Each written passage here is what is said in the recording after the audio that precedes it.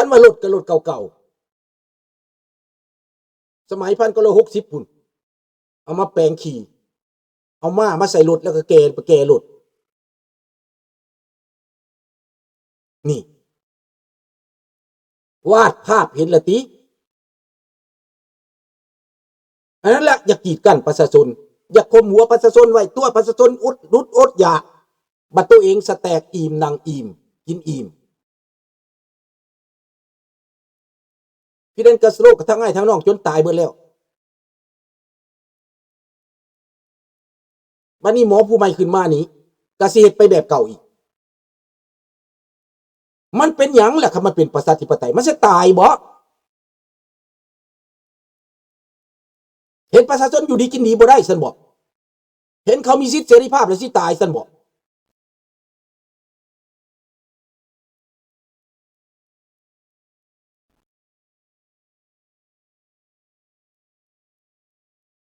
อันนั้นบ่แม่นคนลาวดอกแม่นสถานทูตแม่นคนที่ไปพัวพันสถานทูตแล้วเฮ็ดท้าทายสื่อพวกที่เข้าไปพัวพันสถานทูตเดี๋ยวเขาก็เจอเองสมคิดไม่ต้องห่วงเดี๋ยวเขาเจอเองเขาเริ่มเจอแล้ว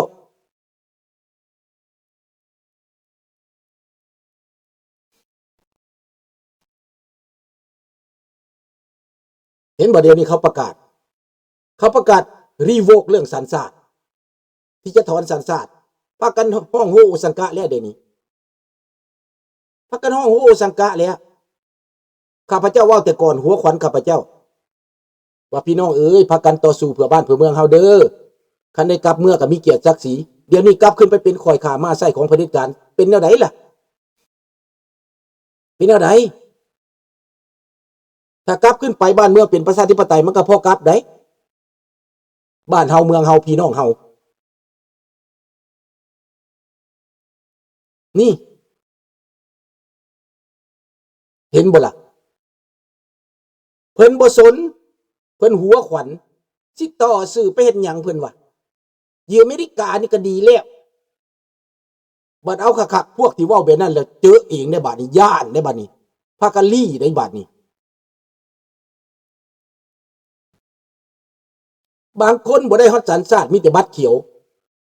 อยู่มา30-40ปีบ่มีสัญชาติมีบัตรเขียว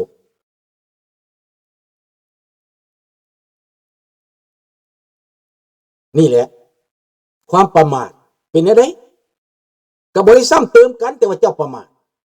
เจ้าบ่ฮู้เรื่องเจ้าเมาแต่ลิ้นแต่กินเจ้าเมาแต่ดื้อด้านบัดมันเกิดเรื่องมาแล้วสิแก้ก็บ่ได้ได้บัดนี้สิไปเอาก็ยากได้บัดนี้ตอนเขาบอกไปเอาก็บ่เอาได้บ่ยอมเปลี่ยนได้บ่ยอมเอาได้เขาให้บัตรเขียวน่ะบัตรชั่วคราวได้บัตรเขียวบ่ได้แม่นบัตรประชาชนอเมริกาได้เป็นบัตร Resident Permanent ให้อยู่ชั่วคราว Permanent อยู่แต่ว่าชั่วคราวซ้ำซาเจ้าสิบ่ได้เจ้าสิได้สัญชาติ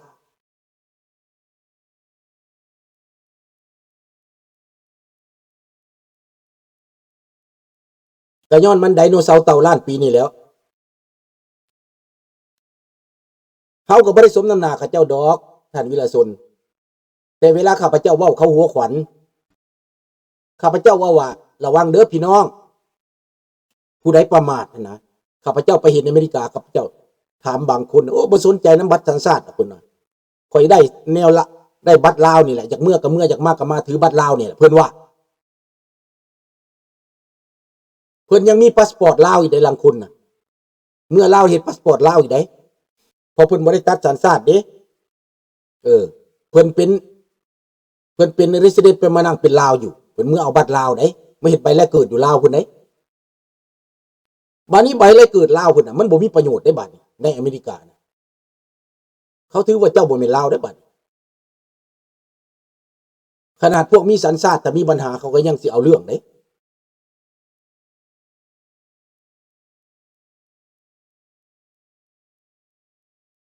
เพิ่นนิ่งนอนใจแล้วเพิ่นได้กรีนคาร์ดแล้วเด้เมื่อเจ้ามีปัญหาคนมีกรีนคาร์ดนี่ปลอมก็มีบัตรนี่ส่วนหลายคนจีนเข้ามานี่ปลอมซื่อ กรีนคาร์ดมันเลยมาปะปนกับคนลาวบางคนก็ถูกลูกหลงเขาจับไปเขาจับไปก็มาวุ่นวายก็เข้าใจอยู่มันถูกเจ้าเลยจะวุ่นวายถ้าเจ้าเอาสัญชาติแล้วถ้าเจ้าบ่มีปัญหาเลยนะมันสิมีหยังคนลาวเดี๋ยวนี้ถูกหลายที่สุดในอเมริกาคนประมาทก็เป็นหลายที่สุดก็เป็นในอเมริกา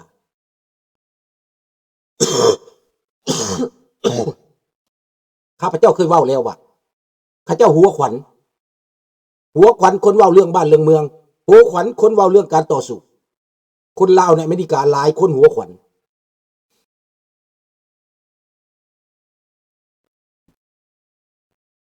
บางคนเว้าว่าเจ้าสิต่อสู้ไปเฮ็ดหยังเจ้าสิเรียกห้องไปเฮ็ดหยังประเทศลาวเขาเจริญแล้วข้อยนี่เที่ยวเมื่อเที่ยวมาเพิ่นว่าโอเคจะไปโลดจะมีความสุขจะไปโลด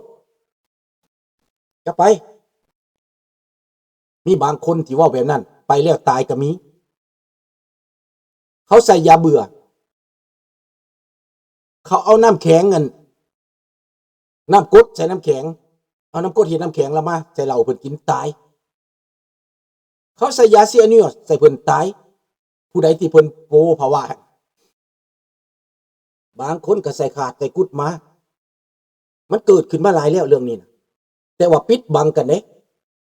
คนลาวเฮาปิดบังกันบ่เว้าความจริงสู่กันฟังแบบยกหาล่าง10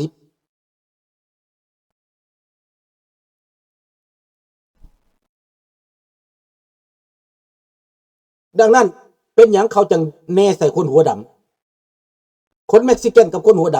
ำและคนสีผิวแต่มันมีปัญหานำคนพวกนี้มาสร้างแกล้งสร้างกกอเมริกาเขาบ่สงบเขาเกิดการวุ่นวายภายในที่เขาก็บ่ได้เขาเป็นผู้ปกครองนี่เรื่องมันเกิดขึ้นดังนั้นเรื่องคิวบานี้ถ้าว่ามันเปลี่ยนแปลงคนคิวบาเขาก็อยากกลับเมืองเด้เพราะคิวบาเป็นแดนงามคือกันเด้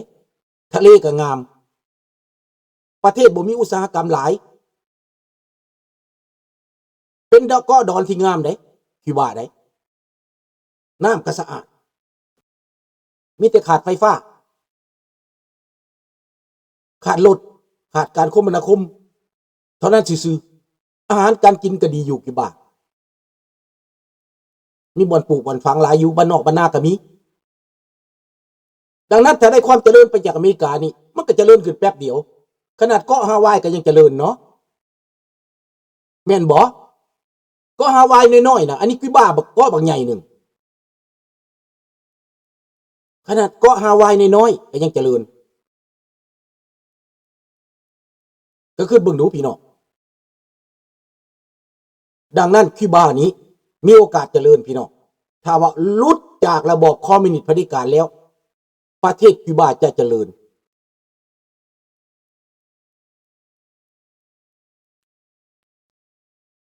ก็คือเกาะไฮตีนี่แล้ว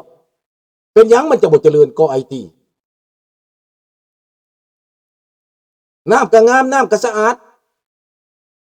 แต่บ่เจริญมันเริ่มจากความการศึกษาของคนมีการศึกษาเขาหนีหมด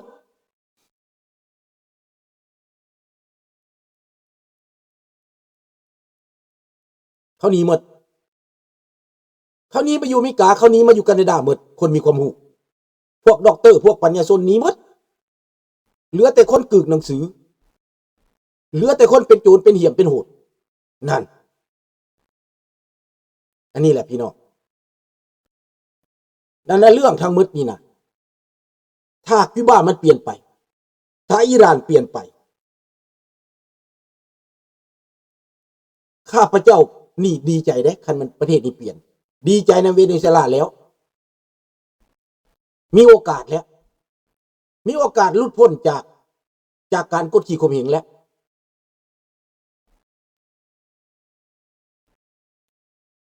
แม่นแล้ว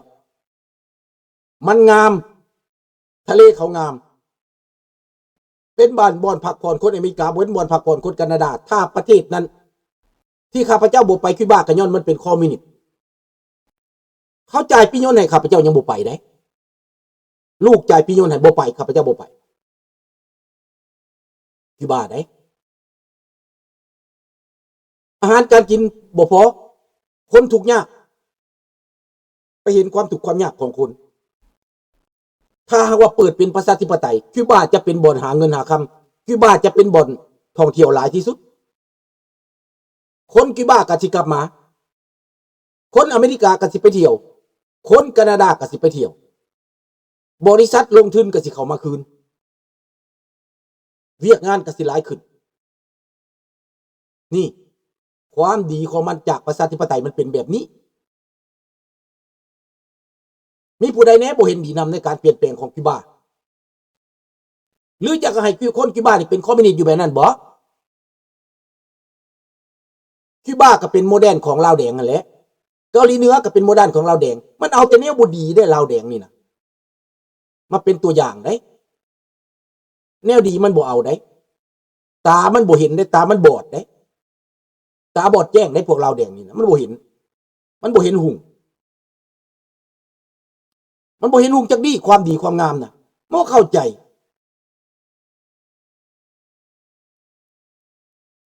นั่นแหละเป็นก็เป็นหั่นแล้วมรดกโลกขนาดเป็นเป็นแต่ว่ามันบ่ได้หยังบ่ได้กินแต่มรดกโลกได้เขาให้ชื่อเสียงซื่อๆอันกินแท้ๆเรื่องปากเรื่องท้องแท้ๆนะมันแม่นการค้าการขายมันแม่นการเปิดกว้างเปิดให้คนมีเวียกมีงานเปิดให้คนมีเสรีภาพและประชาธิปไตยได้นั่นแหละนั่นคิวบาต่อไปก็สิเป็นเมืองที่ว่าคล้ายๆว่าอเมริกาเข้าไปช่วยเหลือเข้าไปลงทุนแม่นอเมริกาเข้าไปซอยมันใกล้ๆดิขี่เรือไปโลดข้ามจากฟลอริดาไปหั่นบ่พอตัวใดกิโลเมตร200 กิโลเมตรมั้ง100 กิโลเมตรมั้งหลายปานใดห่างไกลหลายปานใดเรือสำราญไปจอดอยู่หั่นต่อไปก็เรือสำราญไปจอดคิวบาครับพระเจ้าก็สิไปถ้ามันเป็นประชาธิปไตยแล้วประชาชนได้ประโยชน์ทุกด้านแม่นบ่เดี๋ยวนี้สิตายแล้วเป็นยังสิตายไวที่สุดเดี๋ยวข้าพเจ้าสิว่าสุภาพว่าเป็นยังจะตายไวที่สุดระบอบการเมืองมันจะตายไวที่สุดเพราะว่าตัดน้ำมันจากเวเนซุเอลาตัดน้ำมันจากเม็กซิโกตัดน้ำมันจากอิหร่านบ่มีน้ำมันแล้วมืดแล้ว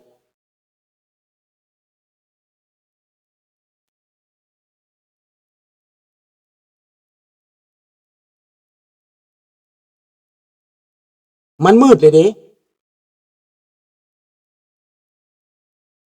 นี่ประเทศคิวบามืดบ่มีน้ำมันรถบ่แล่นจำเป็นต้องยอมจำนนแหละคันสิมาสู่การทหารก็สิเอาหยังมาสู้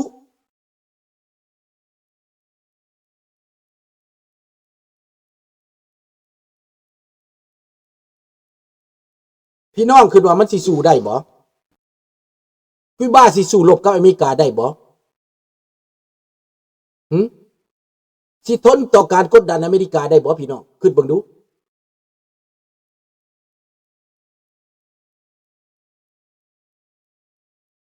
นี่แหละและสิไปดักดานอยู่หยังกับอันนั้นเป็นหยังประชาชนคิวบาจังเชื่อแนวนั้นก็ปลูกฝังแนวความคิดแบบนั้นมาแบบลาวนี่แหละปลูกฝังไว้ระบบความนิดดีตัวประชาชนตัวเด็กน้อยสั่งสอนมาตั้งแต่น้อยให้บูชาผู้นำบูชาบุคคล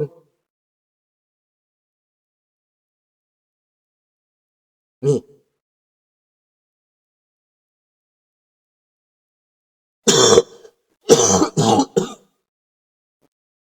วีเซอร์บ่ต้องห่วงก็ได้ตายแน่ๆจีนก็ได้ตายแล้ว